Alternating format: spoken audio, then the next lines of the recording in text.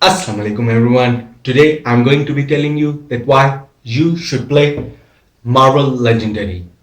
So Marvel Legendary is a deck building game, and those who are not familiar with the deck building mechanic, it is going to be a very simple mechanic. I've explained it in many videos, but still, if you are unfamiliar, then what you do is you always start with a basic hand of cards, which are very basic, and slowly as the game progresses there will be always a market of cards available which are more powerful, and what you can do is spend these cards to do some kind of basic attack to the enemies, as well as use these cards to purchase better cards which will go into your deck, and slowly you will become more powerful as your deck becomes bigger and bigger.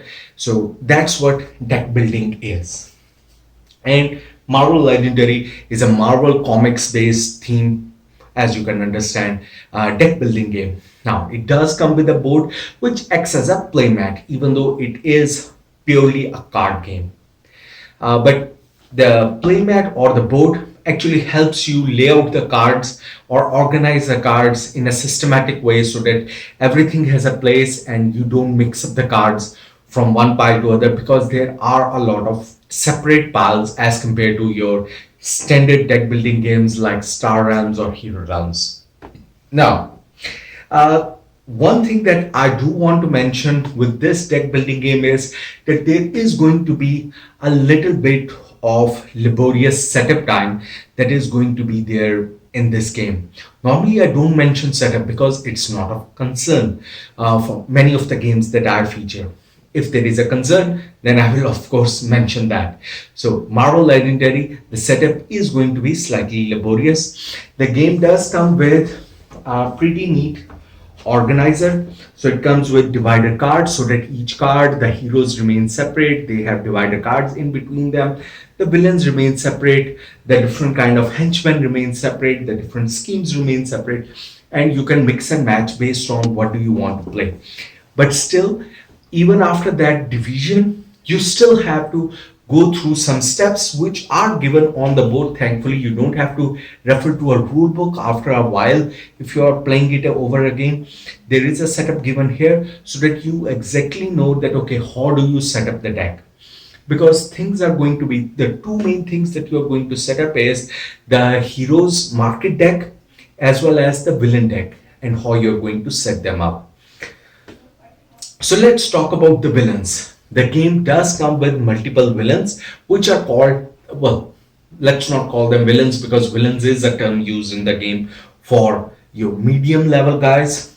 The main bosses are called the masterminds. So, for example, right now I have set up the board with Red Skull as the mastermind, and there are going to be multiple cards of Red Skull, and you have to defeat a certain number of these to actually win the game. So this is going to be the mastermind, but it's not going to be easy to defeat him. You will need to build a powerful deck before you can get enough strikes in a single turn to take him down. Once you actually beat him up, then slowly you will go to the next, go to the next, go to the next card, and multiple times he must be beaten before you win the game. So that's your mastermind. But how does the mastermind attack? Well, he has his henchmen, the villains, and of course, sometimes he will come himself to attack as well or do bad things to you. How that is set up is that on this side we have what's called the villain deck. The villain deck, as I said, is going to be made up of some villains. So, for example, each mastermind is recommended to come with a specific type of villain because they always work with that. So, for example, Red Skull will come with Hydra. So Hydra villain cards are going to be here. So each of these are going to have some specific text as well as some attack power that's going to be there, as well as their own health, that how much attack is required to actually take them down as well. Plus you're going to mix any kind of henchmen that you want with them. So for variety, again, the game comes with a variety of henchmen. You can take the henchmen. For example, I have taken the Brotherhood of Evil. So these are like Juggernaut, Sabretooth, which are actually X-Men's villains, henchmen, and I have taken those. So this adds the variety in the game that even though you are playing with the same mastermind, but you can change the henchman and now the villain attacks in a slightly different way. So for example, sometimes you will face a card which will say, okay, only an X-Men character can defeat this. So even if you have the required prerequisite enough fight power, but you don't have an X-Men in your team, in your hand of cards, then your attack might still fail because you didn't meet the prerequisite of this one. So that's what you're going to do. So you're going to mix these two, the villains and the henchmen. Plus, as I said, that sometimes the main villain is going to come and attack as well. How that will work is that there are some cards called the Master Strike cards. The game again is going to tell how many of these cards are going to be added to your villain deck. So accordingly, you will add those Master Strike cards. So these cards don't have actually any text on them. These are generic cards. So you will add them. The purpose of having these generic is that the actual thing that's going to happen is written on the mastermind or the scheme itself as well. That what's going to happen when this card is revealed. So when this happens, you're going to actually look at the main villain card, the mastermind card, and for example, it says, for example, for this one, each player knocks out a hero from their hand. So you have to permanently discard one of the heroes that's in your hand right now. It will be your choice. So really bad things can happen when a master strike, when the mastermind comes by himself. So you spend so much money in buying a good card and it can go to waste. The last thing that can go into this deck of cards, well, not the last thing. Another thing that can go in this is the scheme twist. Now, what is the mastermind doing? Another variety that adds in this game, and that's why there are a lot of combinations in this game. Another variety this game adds is that mastermind is not just attacking you. He just doesn't want to fight. He has an agenda. He has a motive. He wants to do something. He wants to take over the world. He wants to spread a virus. He wants to loot a bank. Or he has some scheme that he wants to do. And to fulfill that scheme, there is going to be a scheme card placed. Again, the game comes with many kind of schemes, and these are going to radically change what the game objective is going to be. So it's not your standard kind of deck building game, and that to me is the most unique part of this game, that these scheme cards change the game very radically, that what you're going to achieve or how you're going to beat the game. Now, you're going to pick one of these schemes, again, with the same villain, same kind of things. You can I'll pick one, keep one, put the others back in the box. So for example, the one I have selected right now is the Midtown Bank Robbery. So it's a bank robbery scenario. Again, other than the standard setup, the scheme setup is going to tell how many scheme twists are going to be there, and if there is any special setup that needs to be done. There are going to be special things on this card as well, that what's going to happen in this one. And this will also add, for example, some kind of standard bystanders in this deck as well. So what these bystanders are, that these are your collateral damage, your normal innocent people who have been caught or are going to get caught in this fire, in the line of fire.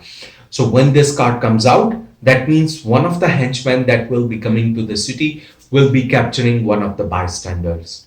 And again, based on the scheme, some different things can happen as well. But by default, what will happen is that the bystander will be taken hostage by that henchman. So if you actually beat that henchman, you get to save the bystander as well, which is additional points.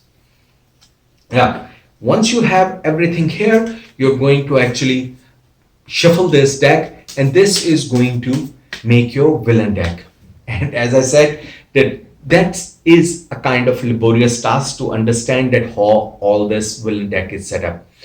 Slightly easier is a hero deck, but again, it does need setup. you are going to select that which heroes you are going to play based on the number of players. You are going to have a mix of characters. Again, the game comes with a variety of heroes from the again, this is the core box of the game, and it contains top of the line Marvel characters from Iron Man to Captain America to Hawkeye to Nick Fury, Spider-Man, Hulk, you name it. The top of the line characters from Avengers are going to be in this box.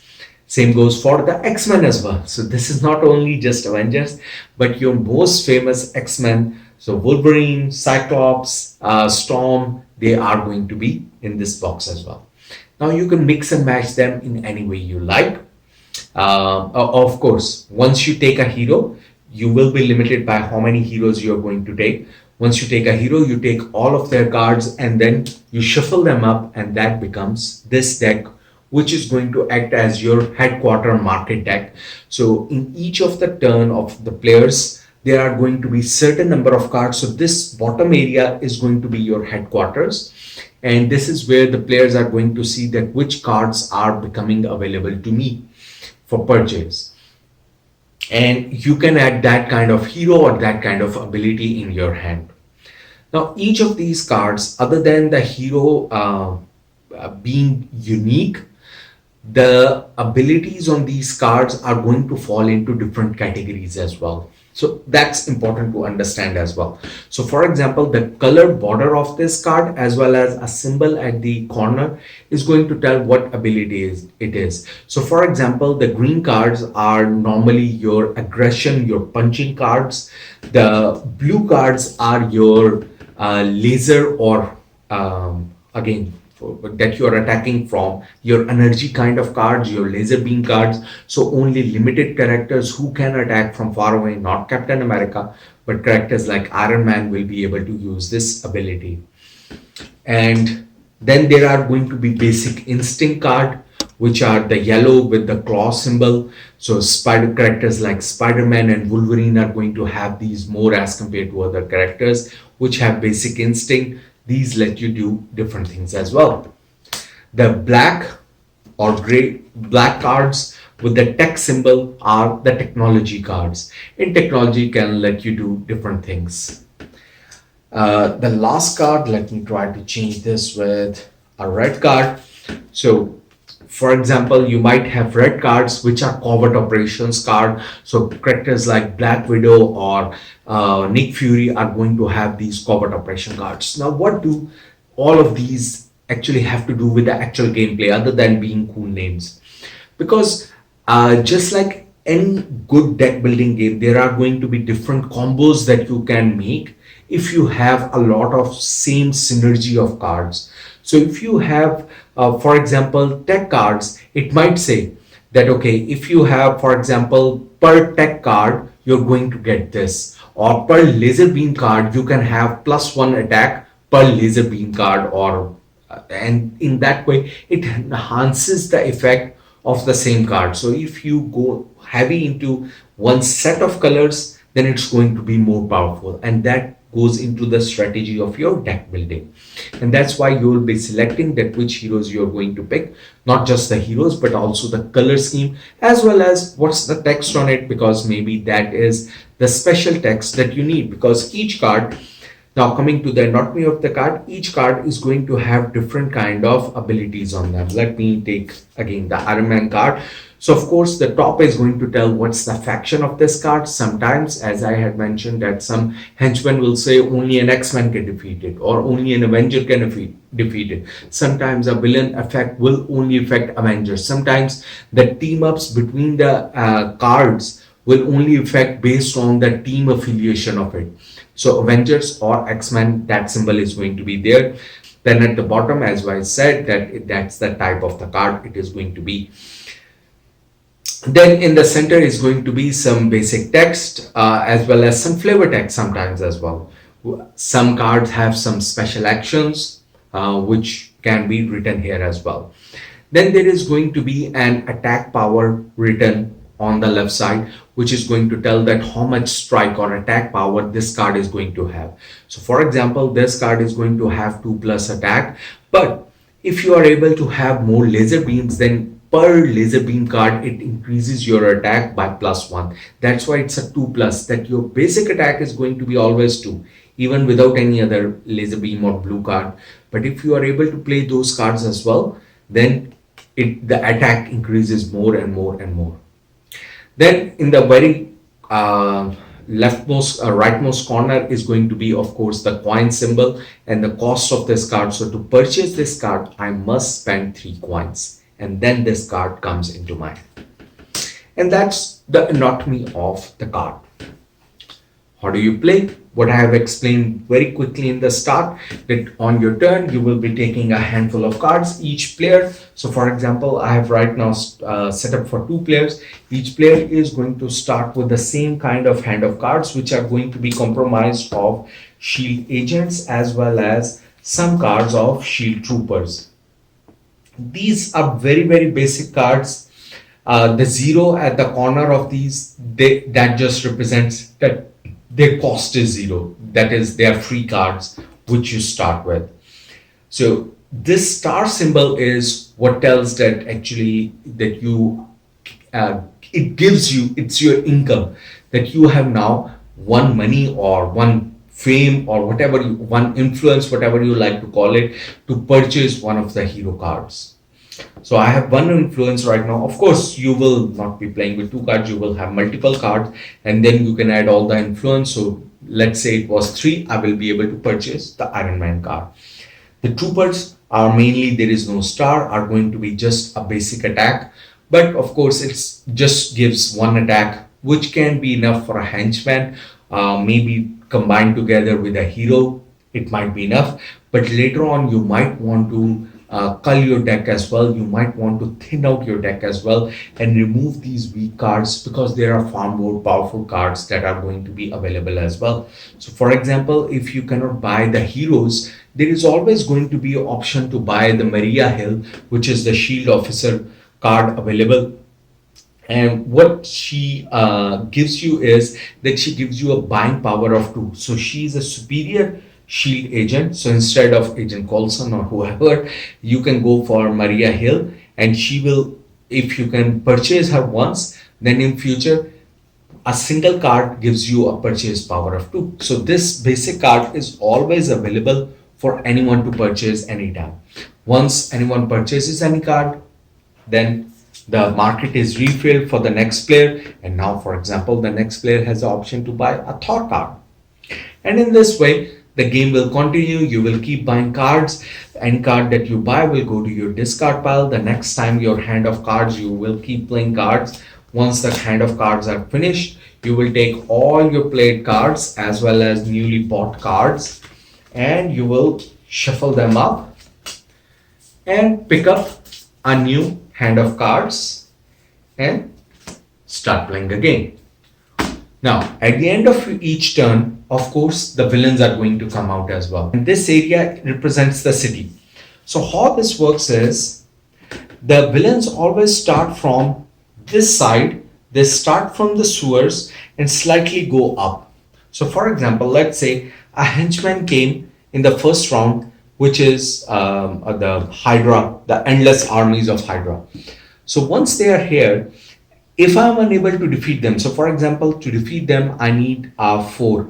And what they are going to do on their turn is that they are going to play the top 2 cards of the villain deck. So when the armies of Hydra come, I will have to play an additional 2 cards from top of the villain deck. Now, when I play those 2 cards, for example, the first card comes as a bystander. So what they will do is, they will capture the bystander. So I will tuck the bystander card underneath this to represent that they have captured an additional bystander, and now it is a hostage. When I open the next card, it is another henchman or villain, which is going to be the Sabertooth. Now, once this comes, he will push this ahead. So now the armies of Hydra have moved from the sewer to the bank, and the Sabertooth comes into the sewer.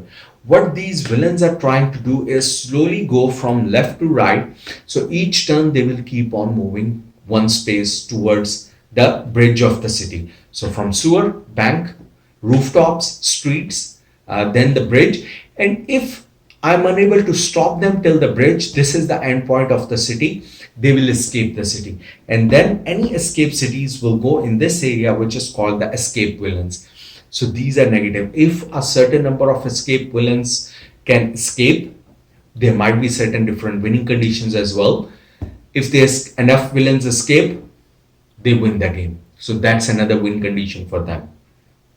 So they might be trying to do that. Plus, different kind of schemes can have different effects as well. So for example, in the bank robbery, it is going to say that each villain gets +1 for each bystander they have. So now they are trying to rob a bank. So it is very thematic that in the bank they are trying to have hostages as well, and each hostage is going to let them increase their attack power because you are, or in other sense, your defenses are weak because he has a hostage. So that's what they're going to have. So instead of 4, now they have 5 attack, and you will have to going to have a more difficult time in defeating this villain. So that's how the game is going to work. That slowly these henchmen will keep coming out. Wow, another one has come. And whatever is the text from them, whenever they are revealed, the text from them is going to take place as well, and they are going to be bad as well. Now, when Master Strike comes, things are bad, things are going to happen. Sometimes the scheme twist is going to happen. So then you're going to read that, okay, what does happen on the scheme twist? Any villains on the bank captures 2 bystander, then play the top villain card. So if some henchman is in the bank, then they will capture from these free innocent people. Some innocent people are actually inside this deck anyway, that they were previously captured. So there is option that they can capture more bystanders from the people around the area. So that is the scheme twist in this time, that if someone is in the bank, so that gives you an objective that maybe if there are multiple villains available, you know what scheme is going to happen, what is the probability of scheme cards going to come. So maybe I want to try that when I have multiple options, maybe I want to take this character out or someone in the bank area out, because I know if a scheme twist come, if anyone is in the bank, they are going to take more hostages, making them, and if anyone has hostage per hostage, their strength is going to increase. So I want to take him out quickly. So the game radically gives you different kind of play mechanisms based on the scheme twist, which is a very unique thing, which I haven't seen in any other deck builder. And that's why I think this is a really good deck building game, which gives so much variety in the box. Even in the core box, there are so many expansions for this game available. But even if you just get the core box, there is so much variety within this box that you can play it so much and have an enjoyable time. Now, I've explained the more very basic things. The only area that I have not explained, which is not essential anyway, is this knockout area. So any card that is getting discarded, any villains or your own heroes which can get permanently killed, will go in this area. So this area is nothing but a big discard pile.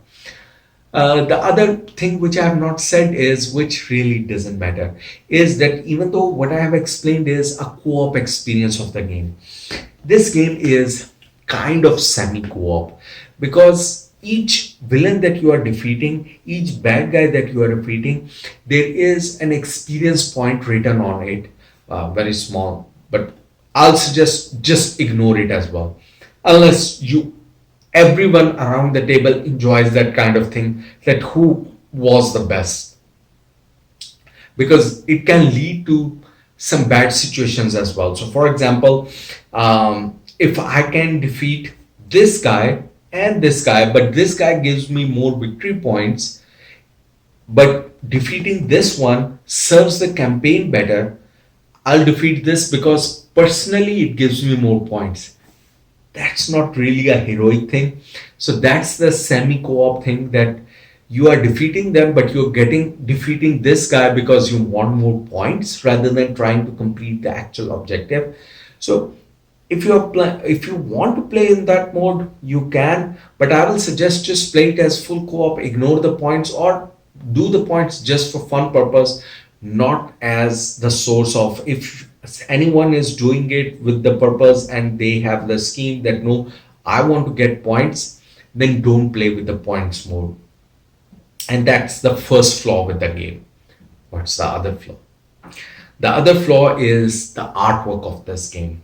Now, um, I love comic book artwork, but starting with the cover, it was slightly darker than what I would hope for. And the same thing is reflected on the board as well.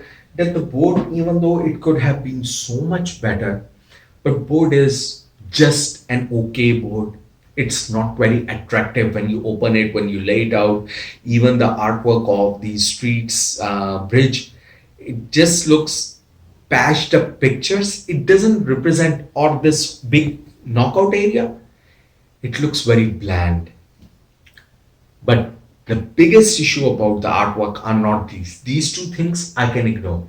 The biggest issue I have is actually the artwork on the cards itself. Let me show you what I mean by that. So, for example, here are some cards for Thor. One card, two card, three card, and all of them. So, if you might have noticed, these are different abilities cards, but all of them have the same artwork. Why? If these are different abilities, you have a very good license which is filled by beautiful artwork. And these thematic actions could have had thematic artwork on them. That okay, Thor is actually using his Mjolnir, the hammer, or in one Thor is actually jumping, in one Thor is taking the lightning and attacking that if you are using the laser action or the range attack action. In one, if he's defending someone, then he might be actually protecting some a bystander while a car hits him. A lot of cool artwork could have gone on these cards, but right now what happens is because the artwork is same, so all the players around the table need to read the text that what's actually this card doing, to remember that okay, oh, this card does that. And your initial plays, a lot of your plays are going to be just spending reading the text of the card until you slightly memorize that what does a green Thor card do or a red Nick Fury card do. Other than that, the card artwork does not help with anything. And that's a bad thing, because otherwise, the artwork of the card is always meant to actually give you a thematic sense of the flavor of the things, and it helps you play the game quicker. And that is the biggest flaw with this game, that artwork is not the same artwork is repeated a lot, and it does not help with the gameplay. The last minor thing is, well, not minor, but I've mentioned it before as well, is of course the setup and tear down time as well. Because once you're done, not only the setup is long, you have to remember things, how to set it up. So, for example, my wife never agrees to set this game up. I will always have to set the game up.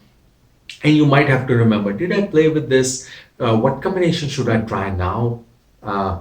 So that is going to be there, but once you're done, you have to segregate, because now everything is shuffled up. You have to segregate them out, and that is also going to be a time consuming activity.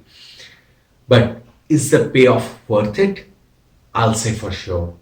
Because the variety that comes in this game in just a core box, that's the variety that I have not seen in any kind of deck building game in the core boxes of them. All of these games rely on, oh, here's an expansion pack, now you will get more content, here's an expansion pack, now you will get more content. Check my review of Marvel Champions if you have not seen that.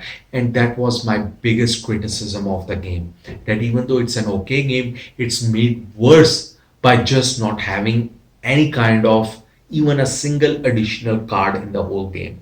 This one is a far superior game. The number of heroes are just mind-boggling based on that.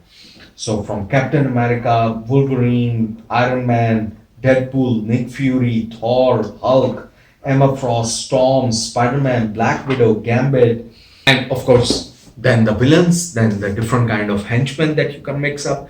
So a lot comes in this game. The organization is very nice. It comes with the divider cards. So again, the Marvel Champions box came with an insert. It was meant to have dividers, but you need to buy the dividers separately. Now that's stupid as well. Why they couldn't provide at least dividers enough for the core elements of the game that you are selling me? Okay, just put 10 dividers inside. But anyway, this is not a review of Marvel Champions. This is a review of Marvel Legendary. And I will say this is a far, far better game than many other deck building games that are going to be there. It's very thematic. The scheme twists are nice. The Master Strike, the villains, the fights with the villains, you actually enjoy because fighting the villain, the normal henchmen are going to take attacks like 3, 4 punches. These are going to take 7 to 10 punches to actually 7 to 9 punches to defeat these main bosses. So you need to have that many good punch cards, strike cards in your hand to actually defeat these villains. Once you are able to do it, you do feel a sense of accomplishment to actually give him a punch on the face and you feel happy. But don't feel happy because once you defeat one of them, the next card is going to actually change things a bit and a different text is going to be on there, making the game slightly difficult till you defeat that next card. But once you defeat it, the things can slightly be different. And you can always shuffle these cards to have actually different things pop up differently. So a lot of variety is happening in this game, and that is my key message. If you like your games to have more legs, then you cannot go wrong with Marvel Legendary. If you like deck building games, if you like Marvel theme, I think this is the best option that is out there in the market. Hopefully this review was useful for you and now you understand that if you are going to enjoy this game or not. Again, I have not gone into very deep depths of how the game plays because I wanted it to be more about what the contents of the game are and how the game makes you feel and how the game replayability is going to be because that's going to be very high for this game. So that's it for me. Hope you enjoyed it. Don't forget to subscribe and like. Happy gaming!